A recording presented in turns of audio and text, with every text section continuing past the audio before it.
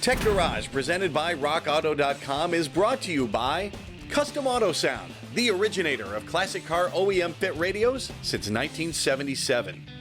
BrothersTrucks.com, your #1 source for 1947 to 87 Chevy and GMC truck restoration. And by RockAuto.com, all the parts your car will ever need. Welcome back to Tech Garage, presented by RockAuto.com. There's your booster, Buster. Boy, I'll tell you what, mine was super easy, Dave. I don't know what's going on with you, but here's the deal.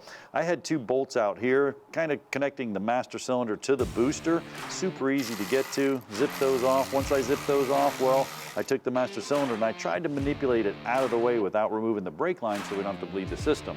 Success, we did it. But I had the brake switch on there, the low brake indicator light, so I had to fight with that a little bit. I got it unplugged, got it away, and voila. I don't know what took you so long. I don't know what took you so long. Take a look at this. I've got 4 bolts back here. First thing, I went under there, and there's a cotter pin that's holding on the brake switch. So I had to pull that out. And I wasn't sure if the brake switch was going to come off in and of itself. So I did find out it wasn't going to budge. So I had to do the 4 bolts first, so I was able to pull the rod out through the firewall. So those 4 bolts, John, I'm standing on my head trying to get to all 4. It was ridiculous. But got them out, and sweating like crazy.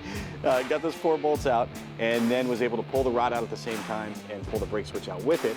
And at that point, then you were able to grab it. Yep.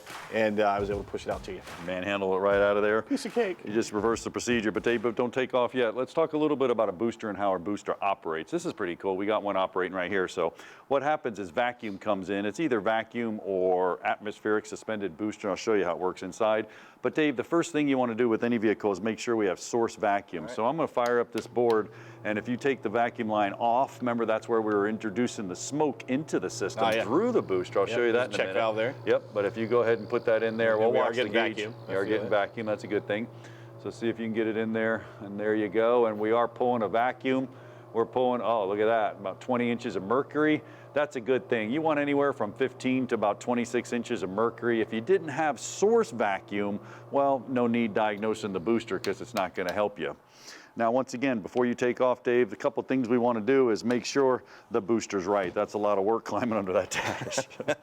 So it looks like our rod's the same. You got the 4 bolts here. This is our little vacuum chamber where the air comes in with a filter. That's pretty cool. And then on the other side, we got our 2, our check valve, our rod.